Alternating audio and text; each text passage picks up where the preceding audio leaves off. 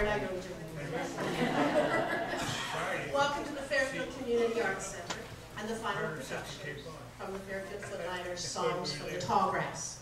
We'd like to thank our season sponsors, the Fairfield Women's Organization and the Fairfield Community Foundation, as well as our show sponsor, the Frick family, owners of Traders World in Middleville, Ohio.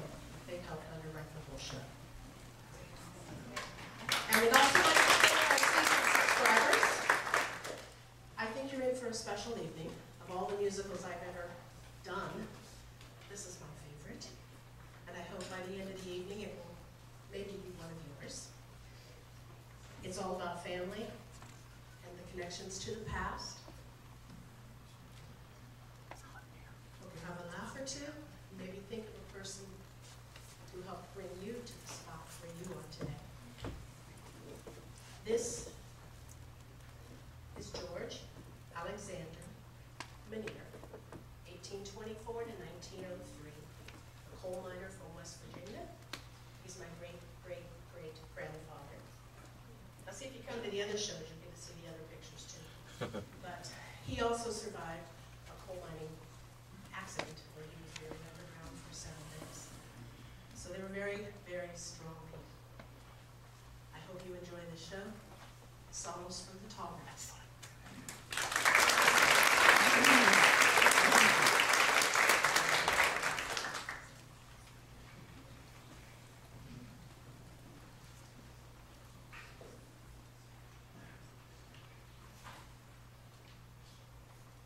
Welcome to the Fairfield Community Arts Center. To avoid performance interruptions, and as a courtesy to all patrons, please turn off all cell phones and other electronic devices. We would like to remind you that food and beverages are not permitted in the auditorium. Photography, videography, and audio recording are also prohibited. Thank you, and enjoy the performance.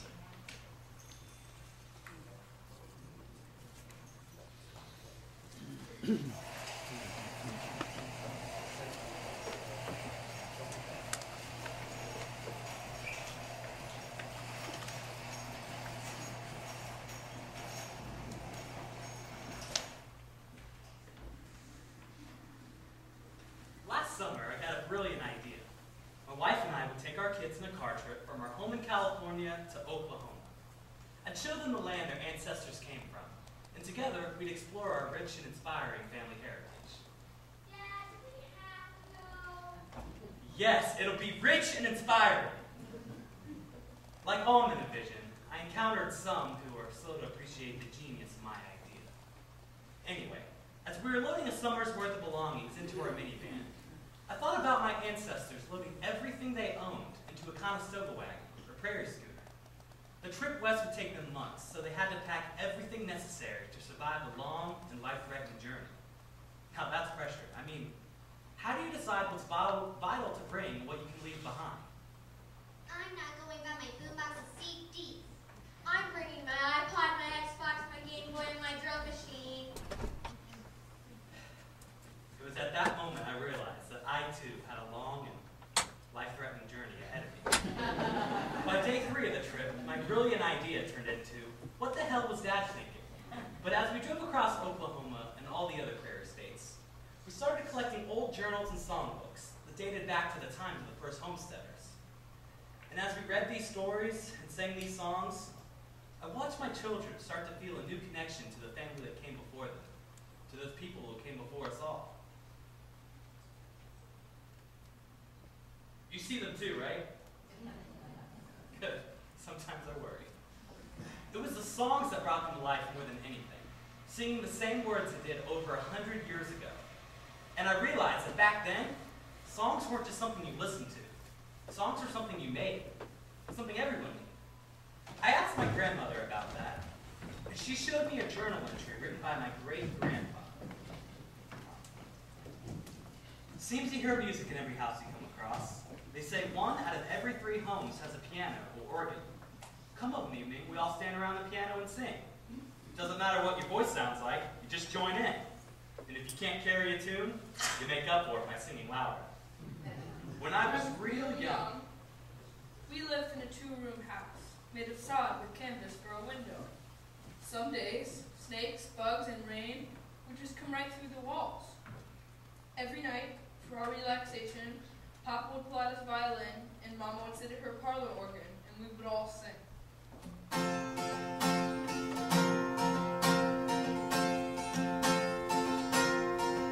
You may talk of a home on the side of a mountain or cottage that's down by the sea, but a home on the prairie, green rolling tall grass, home on the prairie for me. There are many who pine to the ocean's deep voice and long for a walk on its shore. But oh, when I think of those treacherous ways, I love the green prairie the more. And it's home out on the prairie, tall grass as far as I see, from the sweet scented bloom of a flower-lit land. Home on the prairie for me. I've a home out in the tall grass, prairie as far as I see. Such a heavenly scene, and the land strong and green. A home on the prairie for me.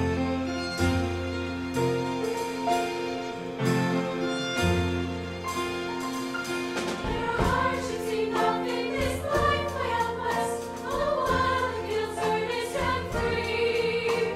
But a home on the prairie, green rolling tall grass. Home on the prairie for me.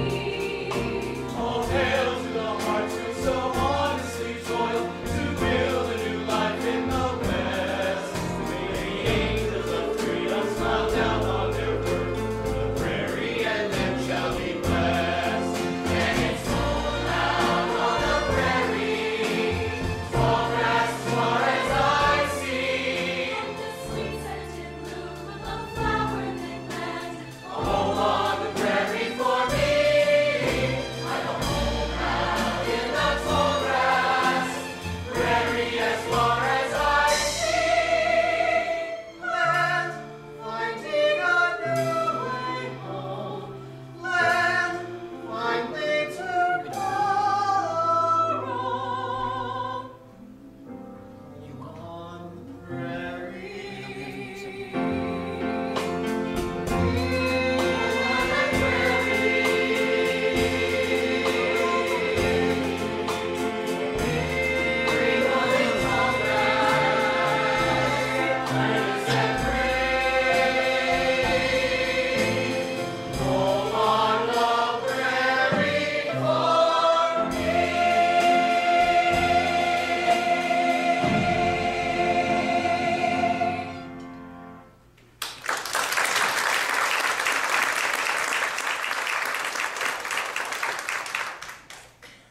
In 1862, the Congress of the United States passed the Homestead Act, which gave 160 acres of free land in the Western Territories to anyone brave enough to build a home on it and work the land for 5 years.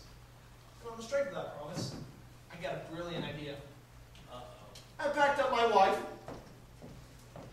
my son, I'm not going without my hoop and stick. my daughter, And I really need my cotillion dress. and our baby girl, who blessedly couldn't speak yet. And we headed west. Now, I wasn't sure exactly where we'd end up, but I did know one thing, that when we got there, we'd have more land than a person could dream of. While heading west, it was imperative to have a good guidebook. The Prairie Traveler by Captain Randolph B. Marcy was the bestseller of its day. It was packed with useful lessons. Lessons such as the correct way to read smoke signals, the fact that mules won't cross a river if its ears get wet, and the ever helpful, how to sleep with your gun without blowing your head up. Or worse.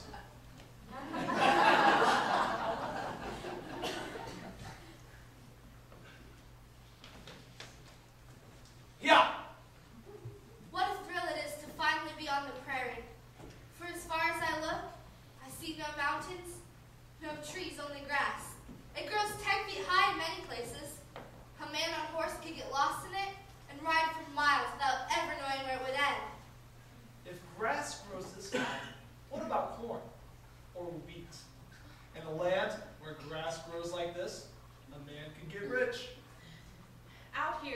nature is ever mindful of the needs of her children. The compass plant always points north for those who would get lost in the vastness. And the rattlesnake weed is always in bloom as an antidote for snake bites. At first, my children were frightened by the enormity of this place, but now they've come to see it as a great adventure. This land is fun.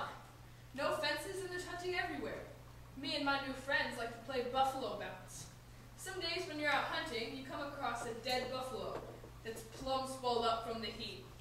If you back up a pace, then run at her and jump onto the hide, you get an excellent bounce into the air. It's great fun. I've gone as far as 4 or 5 feet, but like all other things on the prairie, it doesn't come without risk. Yesterday, I went clean through a beast and found myself waist high to the nastiest smelling innards a body ever knew.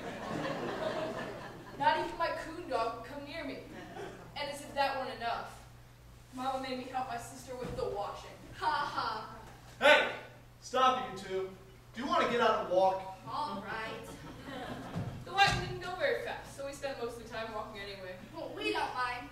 The wagon bumps so ferociously that when Ma hangs the milk in a leather pouch, it turns into butter all by itself. One chore I won't be missing. It is interesting being married to a visionary. He's always thinking the farthest field to be the greenest and telling me. A set hen never gains any feathers. They say the oxen have 2,000 miles in them. I hope that's the case, because I think we may have wandered off our route. We're not lost. I know exactly where we are. All I'm saying, we passed that family 2 days ago. Maybe we should turn around and ask for directions. Do you want the reins? Can you see why I feel connected to these people? As our trip wears on, we've had to decide what is truly essential. We've had to leave half our belongings along the way, and I'm learning to cook over an open fire. Goodness, who could have imagined an iron stove could be cast out as an extravagance?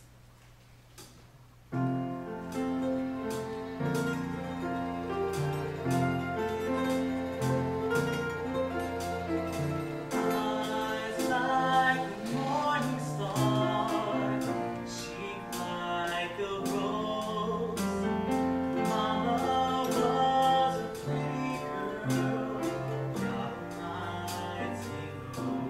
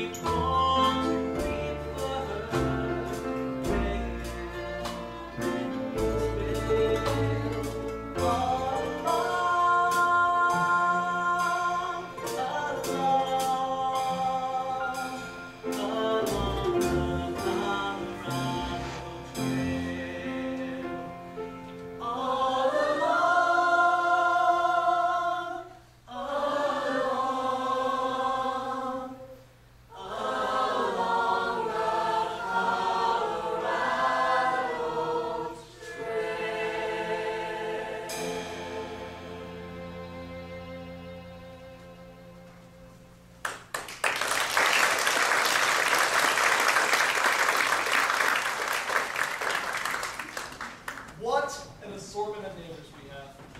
To the east is a German, who can scarcely speak English. And on the other side is a Swede. No English whatsoever. We see each other. He waves, I wave back, and that's about all we do. I keep thinking that his arm's gonna get tired, and when that happens, he might learn some English. But he looks like a really strong man, so that might take a while. And I thought I came a long way. With the passage of the Homestead Act, European immigrants coming to the new frontier reached 250,000. American railroads papered the European continent with handbills, telling of free land to anyone who could work 160 acres for 5 years. So what became known as the white people was, in fact, Czech, Croatian, Dutch, English, French, German, Greek, Italian, Irish, Latvian, Polish, Scottish, Spanish, and Welsh. And many more I'm sure I left out. Oh, yeah, sure. I'm sorry, and the Swedes. We have sent our representatives to these free lands in the Americas. They have sent back a sample of the Kansas soil. I will now sample the soil to see if it tastes after grain.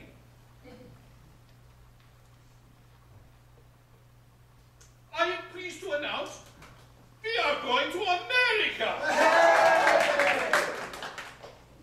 Many governments abroad tried to end the exodus by prohibiting all mention of the Homestead Act. The Ministry of Foreign Affairs has directed me to place the following announcement in the paper. In the United States, there are no such laws as the Homestead Act. Immigration agents have propagated lies to get Austrian subjects into the United States and then enroll them in the army. And yet they came. It was as if Mother Nature combed all the nations of Europe to find those who could wrestle with the wilderness and break the monster's back with their bare hands.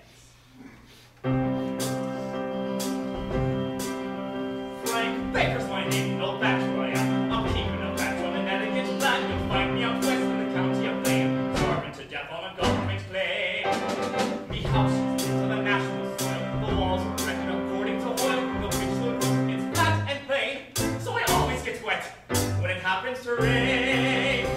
But to roughly count the land of the free, the whole of the ground over 50 states. I'll send out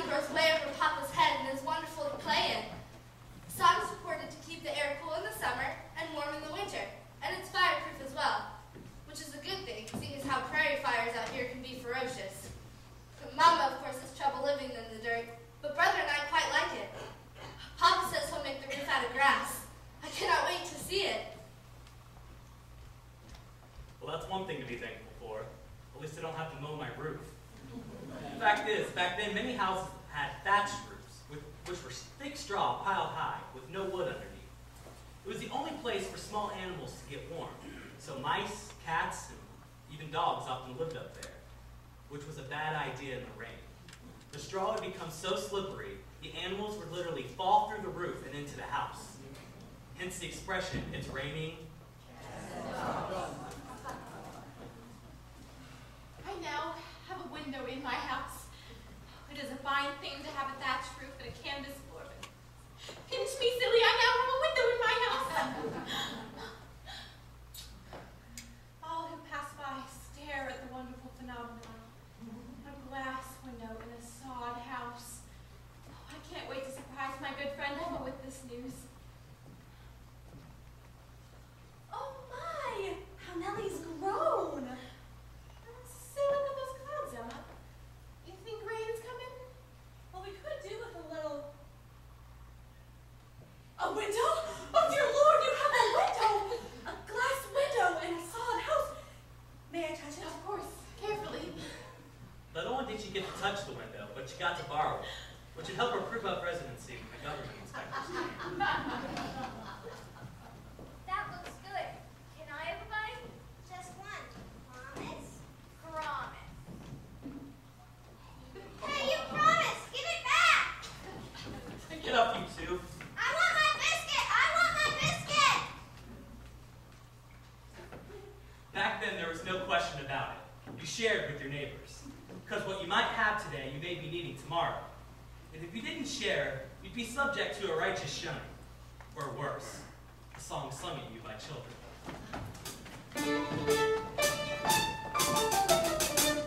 The man who has plenty of good peanuts to give his neighbor none. He shan't have any of my peanuts when his peanuts are gone. When his peanuts are gone, when his peanuts are gone. He shan't have any of my peanuts when his peanuts are gone. Oh, that would be joyful, joyful, joyful. Oh, that would be joyful when his peanuts are gone. The man has plenty of soft sweet soda crackers. And gives his neighbor none. He shan't have any of my soft sweet soda crackers. When his crackers are gone, when his crackers are gone, when his crackers are gone, he shan't have any of my crackers when his crackers are gone. The man has plenty of nice rich white bread strawberry shortcake. And gives his neighbor none. He shan't have any of my nice rich white bread strawberry shortcake. When his shortcake is gone, when his shortcake is gone, when his shortcake is gone, he shan't have any of my shortcake when his shortcake is gone. The man who has plenty of St. Jacob's oil, barometers, and horns, cramp, colic, chaps, cheddar, and chiplanes. And gives his neighbor none. We shan't have any of my St. Jacob's oil, barometers, and horns, cramp, colic, chaps, cheddar, and chiplanes. When Jacob's oil is gone, when Jacob's oil is gone, when Jacob's oil is gone, he shan't have any of my Jacob's oil when his Jacob's oil is gone. The man has plenty of pots, peculiar perpetual pocket panoramic ponies for passing examinations. And gives his neighbor none. We shan't have any of my pops, peculiar perpetual pocket panoramic ponies for passing examinations. When his ponies are gone, when his ponies are gone, when his ponies are gone, he shan't have any of my ponies when his ponies are gone. That man who has plenty of John when makers and durably versatile synonym mash and patents be servable operated plugheads. He shan't have any of my John when makers and durably versatile synonym mash and patents durable operated plugheads. When his plugheads are gone, when his plugheads are gone, when his plugheads are gone, he shan't have any of my plugheads when his plugheads are gone. The man who has plenty of demonetized, demoralized, degenerate, unconstitutional, separated silver money. And gives his neighbor none. He shan't have any of my demonetized, demoralized, degenerate, unconstitutional, separated silver money. When his money is gone, when his money is gone, when his money is gone, he shan't have any of my money when his money is gone. The man has plenty of good peanuts to give his neighbor none. My soft sweet soda crackers. Shan't have any of my nice rich white bread strawberry shortcake. We shan't have any of my St. Jacob's oil, barometers, and horns, cramp, colic, chaps, cheddar, and chiplanes. What is pops, peculiar perpetual pocket panoramic ponies for passing examinations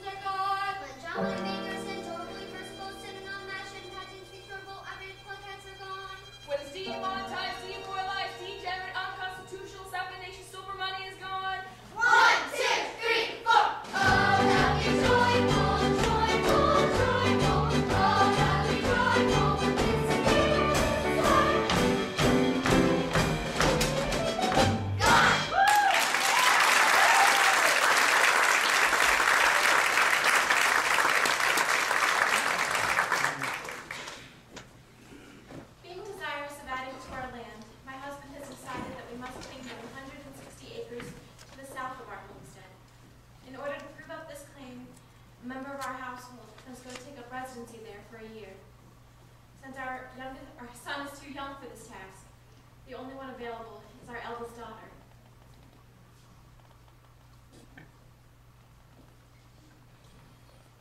We will visit her as often as possible, but since it's a full day's ride, that can't be more than once a month. Still, she has plenty of provisions and swears that she is eager to help us in this way. I did share with her my worry about her living alone without any family or playmates. For this, she scolded me, saying that she's far too grown to be worried over like a baby. Oh, be joyful, joyful, joyful. I often step outside our sadi at night, and I look up at the stars, and I take comfort that they're the same ones glittering over my child. Homesteaders were interested in three things: what you could eat, what you could drink, and what you could burn. Without these things, life on the prairie was not possible. It is a great amusement to watch Mama. When we first arrived here on the prairie, she looked at the lack of trees and asked Pa how on earth she was supposed to cook with no wood. To her bewilderment, his response was, And chips. "That's the polite word for animal dung." Pa also calls them meadow muffins. But I personally like bumberries, rump apples, or honeydews. That's enough, son. At first, Ma would only wear gloves to touch the chips. Now she just grabs a handful, tosses it onto the fire, and goes about making breakfast without even washing. Yesterday, I heard a buffalo pass through. As Mama said, Few of biblical proportions. Mama's up there with my baby sister Nellie right now collecting a mountain of chips.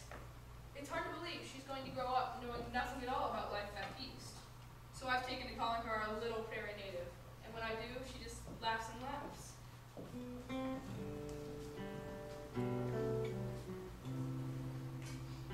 Baby Nellie passed away last night.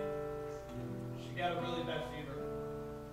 Everybody said it's God's mercy she went so quick. I don't see nothing merciful about it. In the haze of daylight, Nellie sleeping, and it was so long, and my lonely watch I'm keeping, and we lost and gone. Here in moonlight, often we have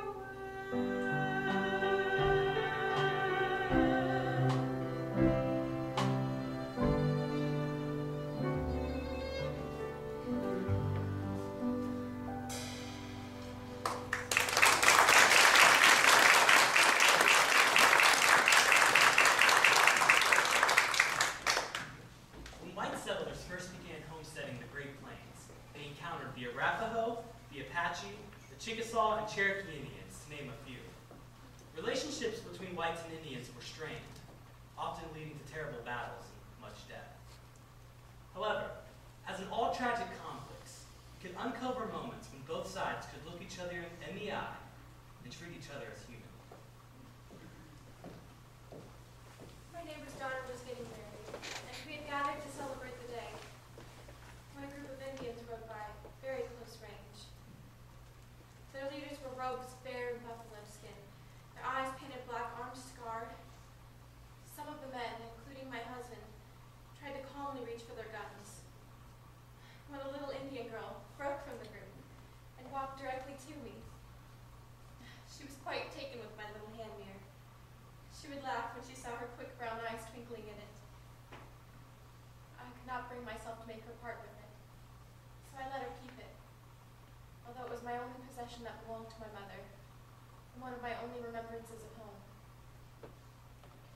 As the girl rejoined her group, my husband nodded to one of the leaders. He did not return the gesture, but he did not look away.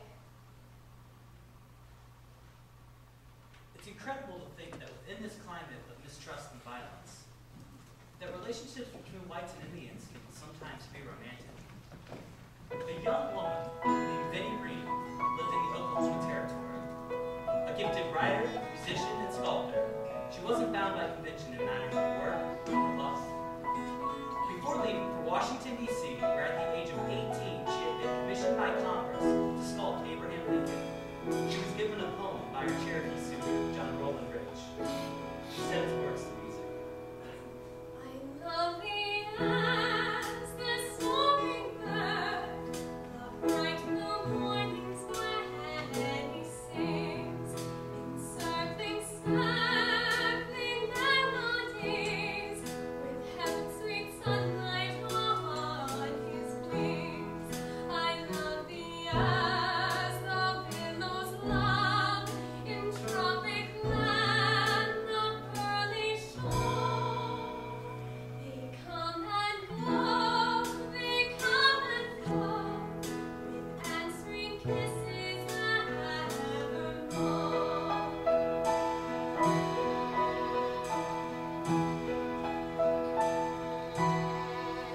Love thee as the river, driven o'er the stormy sea, the bright and silver morning star, which tells him where his lonely be.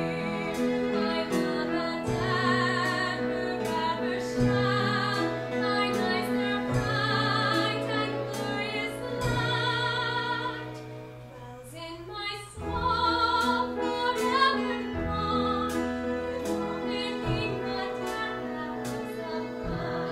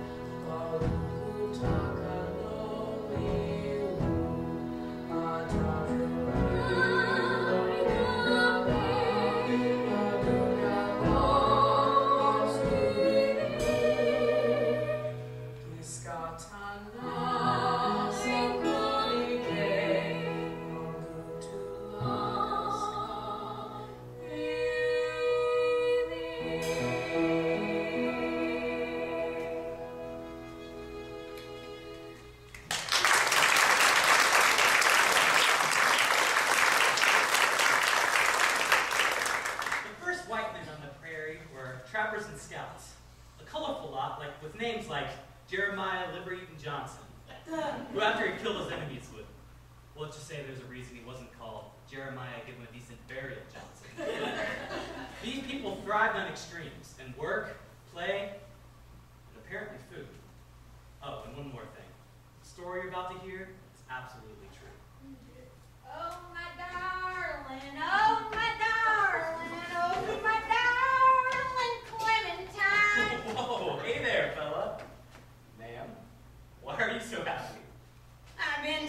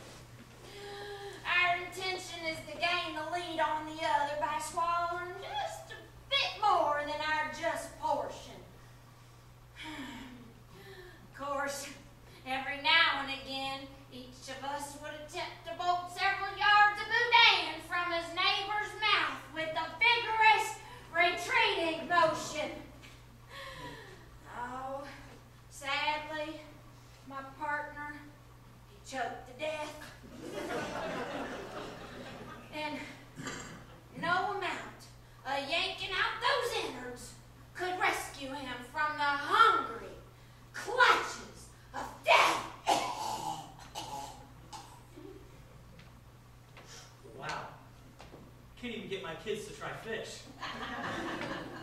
Yeah, well, I don't care for fish myself. Oh, my darling, oh, my darling, oh, my darling.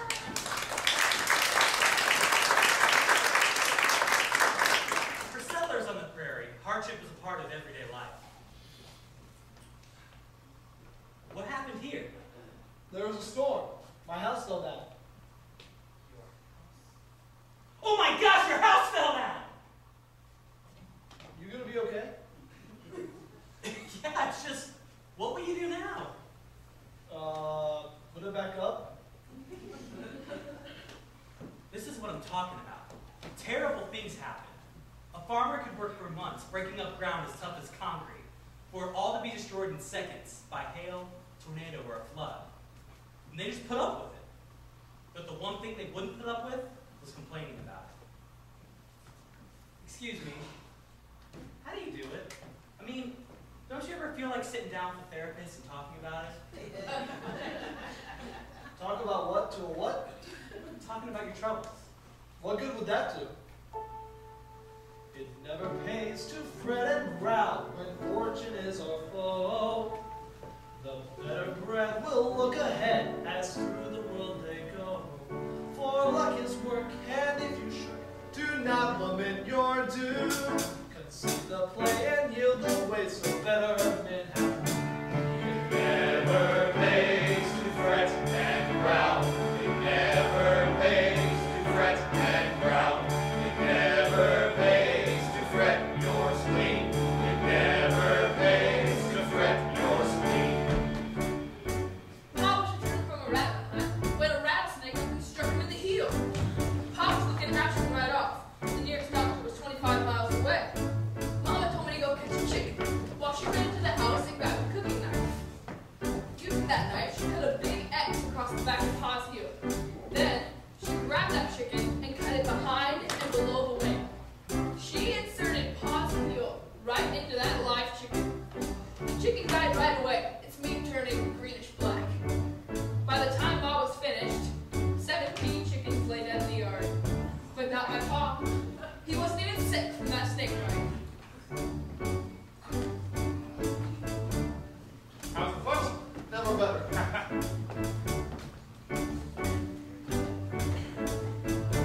It never pays to wreck your health driving after gain.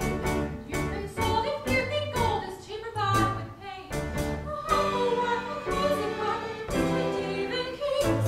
Station high that one can find content with everything. It never pays to wreck your health. It never pays to wreck your health. It never pays to fret and growl. It never pays to fret and growl. Last night, just around sundown, saw the prairie glowing on the horizon. The Indians call this kind of wildfire the red buffalo, and now I know why. By morning, it had swung our way. It must have traveled 25 miles with nothing to stop it. With God's will, we were able to create a backfire just in time to stop the whole entire fire from destroying our whole place. Well, we were thinking it was all over, just stamping out the last embers, when my sister's dress caught fire. In a panic, she began to run. She ran straight to the wheat field and caught it all on fire. She set the whole entire crop on fire, and now we have nothing. It never pays to fret and growl when fortune is our foe. The better bred will look ahead as through the world they go.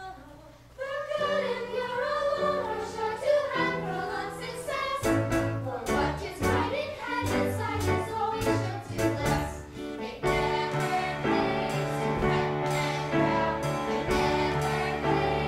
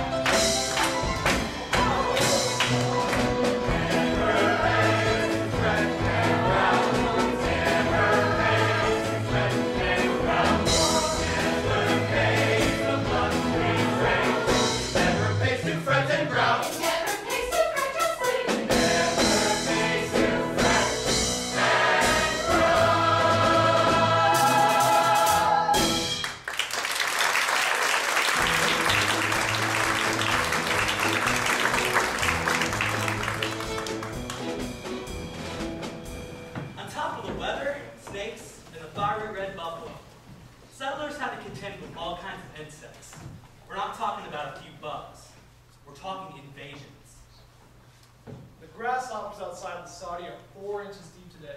And the ground itself seems to move.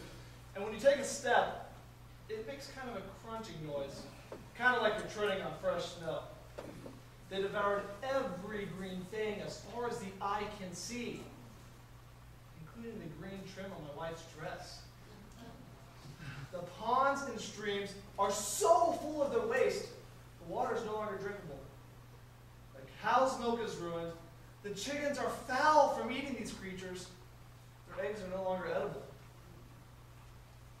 We will not have a crop to grow this year.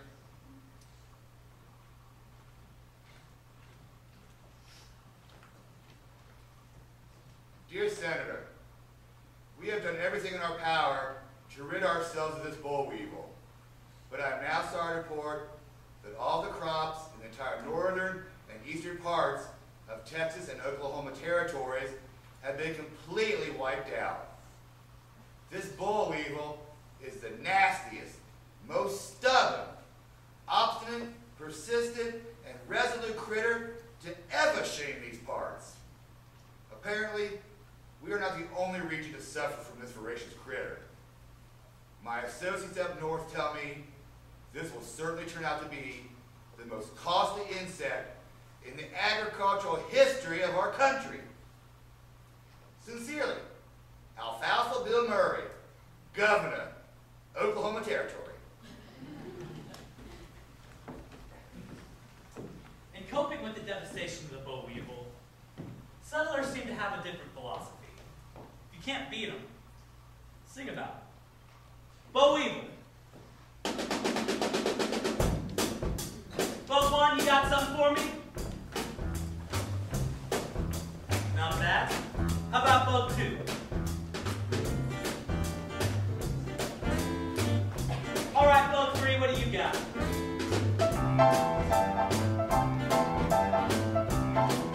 All right, it's boat 4.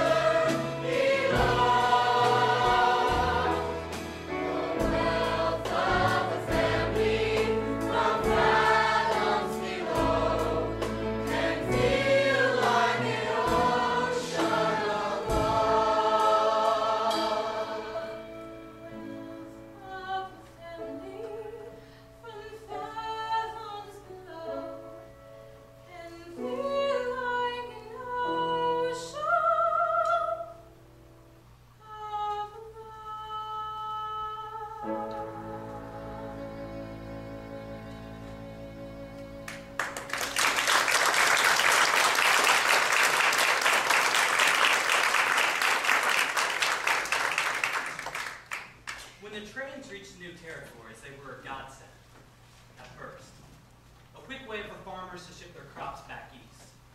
The nightmare set in when the railroad barons jacked up the price of shipping at will. After all, they argued, weren't they instrumental in getting the West populated in the first place? Shouldn't they get a reward? We had such a good year.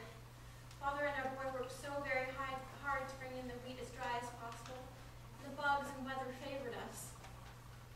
But when we went to the train depot to dispatch our grain to St. Louis, we learned that the tariff on freight had nearly quadrupled. Look at this! A whole year's work, and this is all these railroad bastards pay. I heard a man in Wichita killed the railroad accountant. Better than he deserves. Better than the slow death they're putting us through. Come on, son. We'll get what we can get. But Pa, we can't just let them take advantage of us. Well, we can't shoot them either. Having no recourse, we sent our grain out, and we made no profit. No dark days have fallen upon us, and we will have to go to the bank to ask for a mortgage on our farm.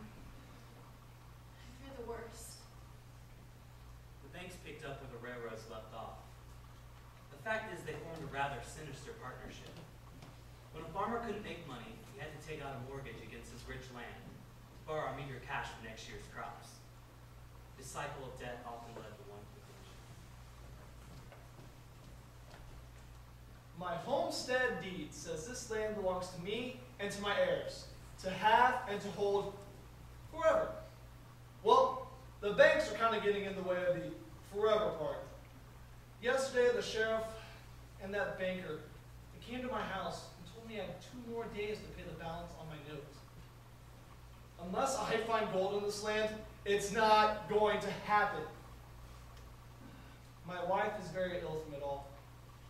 I fear she will not last the night.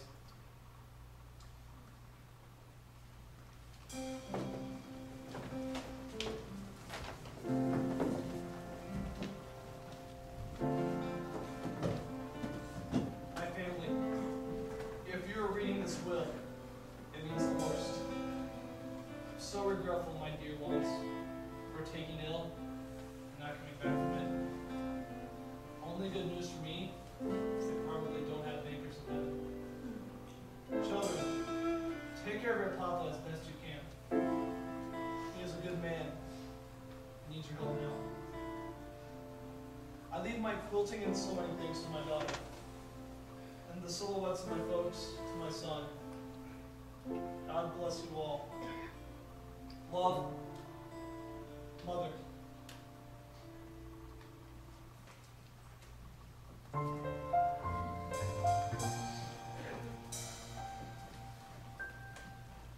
We worked through spring and winter, through summer and through fall. But the mortgage worked the hardest and the steadiest of them all. It worked on nights and Sundays. It worked each holiday. It settled down among us and never went away. Fortune may sometimes forsake you, crazy the fight may be, but don't be tempted to hazard that which you might not redeem. Do not imperil your homestead, banish the thought and alarm, make a strong resolution, never to mortgage the farm. The weevil and the cutworm, they went as well as came. But the mortgage stayed forever, eating hearty all the same. It nailed up every window, stood guard at every door. And happiness and sunshine made their home with us no more. Think of the time it has taken. Think of the toil it has cost. To see your children living on this land. Please don't let it be lost. Think of the hearts that surround you. They trust you to shield them from harm. Make it a strong resolution.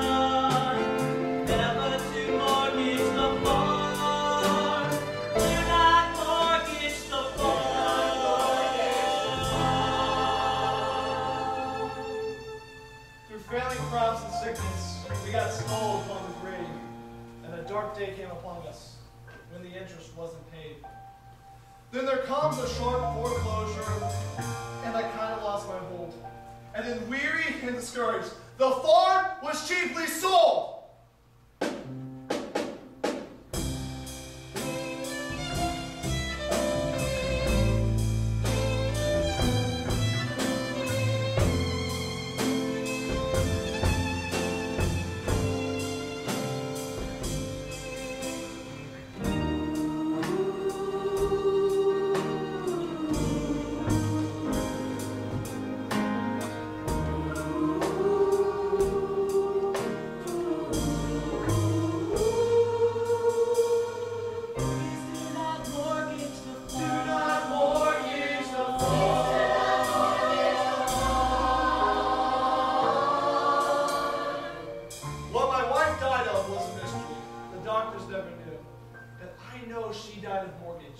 Just like I want to. If the trace to hit an arrow was within the doctor's art, they would have found a mortgage lying on that woman's broken heart. Worm or beetle, drought or tempest, on a farmer's land may fall, but for first-class ruination, trust a mortgage against them all.